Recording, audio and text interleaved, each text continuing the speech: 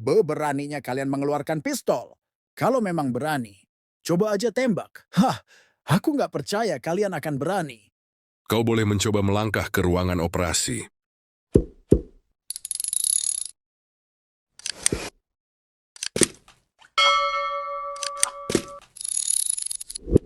Ketika mereka sedang berdebat, akhirnya ada Nona Yuli yang datang. Apa yang terjadi, Josh? Apa yang kau lakukan? Meminta William Yorda untuk mengobati kakek. Yuli, aku lebih tua darimu. Jaga bicaramu. Meminta? Ini yang kau sebut meminta? Kau mau aku memberitahu hal ini kepada ayahmu. Kau mengancamku. Kau lebih tua dariku. Mana mungkin aku berani. Aku hanya mengatakan fakta saja. Dr. Watson, tenang saja.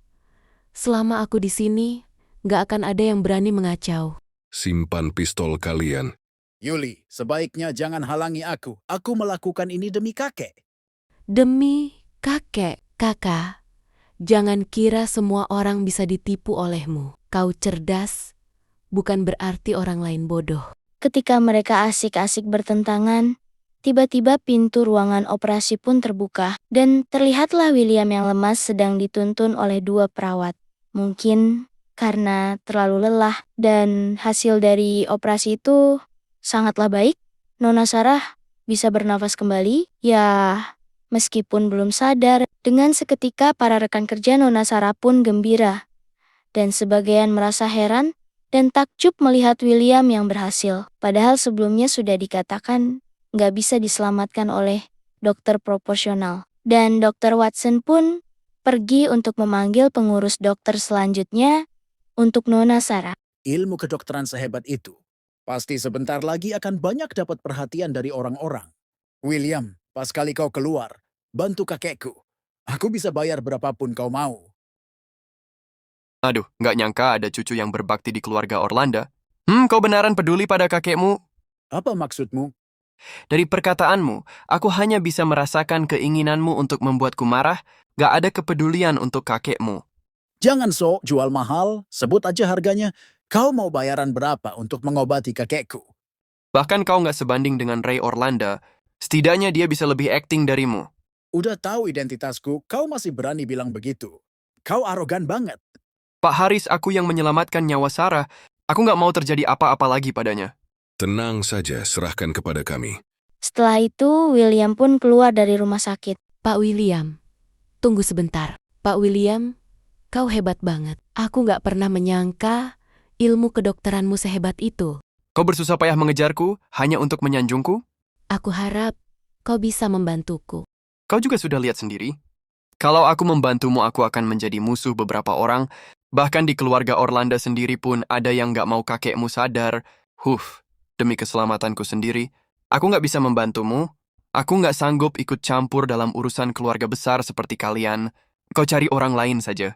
Dan ternyata Josh Orlando melihati mereka dari jendela atas gedung. Dan dia pun menelepon keluarga Serigala untuk membantunya melakukan suatu hal. Dan beberapa hari pun berlalu. Kehidupan William yang damai kini pun telah berakhir. Dia tidak menyangka dia akan menjadi terkenal seperti ini. Yang dulunya hanya iseng-iseng menjadi dokter jalanan. Kini namanya sudah tersebar di seluruh media sebagai dokter hebat di Leongkok. Sementara itu, orang-orang kaya yang sedang sakit mulai mencari William dengan sebuah imbalan. Karena di detik ini, dia masih bersembunyi di balik ketenarannya. Seluruh reporter dan orang-orang selalu datang ke rumahnya untuk mencarinya. Namun dia masih saja bersembunyi.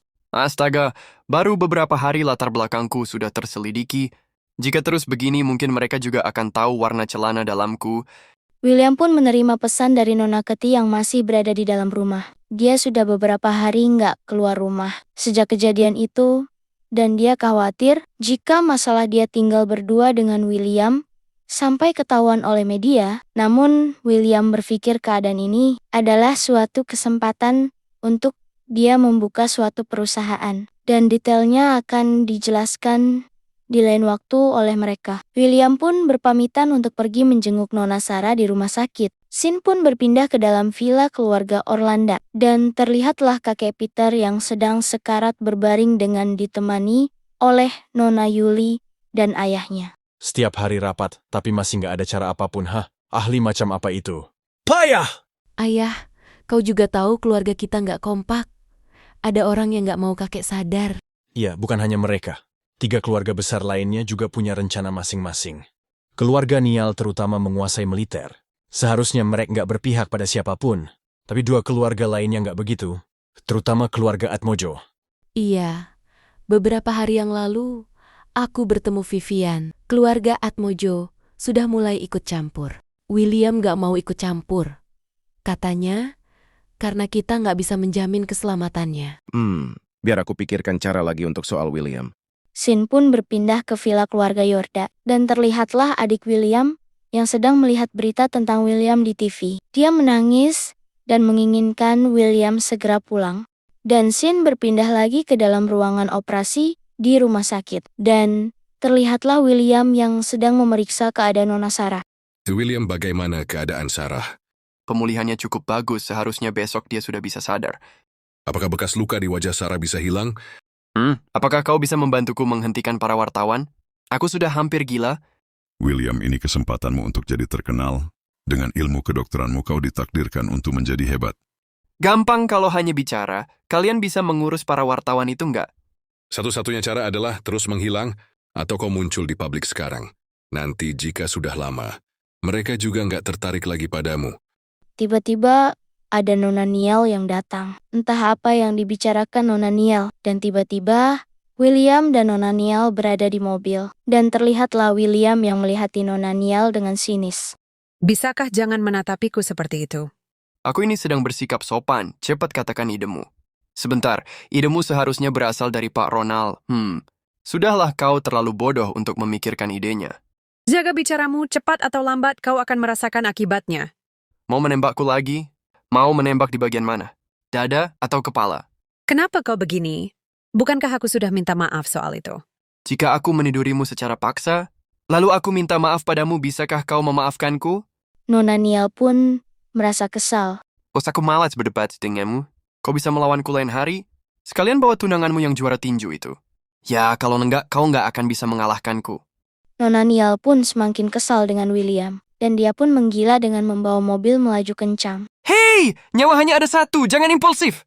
Dan tibalah mereka di rumah keluarga Nial. William, kita bertemu lagi. Pak Ronald, pemulihanmu cukup bagus. Hahaha, panggilan yang menarik. Sudah lama aku nggak dipanggil seperti itu. Hah, nggak sopan pada orang yang lebih tua. Pak Ronald, aku dengar calon suami cucumu ahli bertarung ya. Aku penasaran apakah dia bisa mengontrol cucumu? William, memangnya kau punya saran apa? Sifatku agak dominan. Kalau cewekku nggak patuh akan langsung kuhajar. Kakek, lihatlah dia. Sudahlah Celia, kau keluarlah dulu. Nona Celia pun pergi dari ruangan itu dengan rasa kesal. William, jika kau begitu, aku nggak berani menikahkannya denganmu. Astaga, ini nggak lucu. Menikahi cucumu sama aja dengan membunuhku. Aku benar-benar takut. Hehehe, kita bahas hal lain saja ya. Aku bisa membantumu mengurus para wartawan itu. Pak Ronald, aku ini suka berterus terang.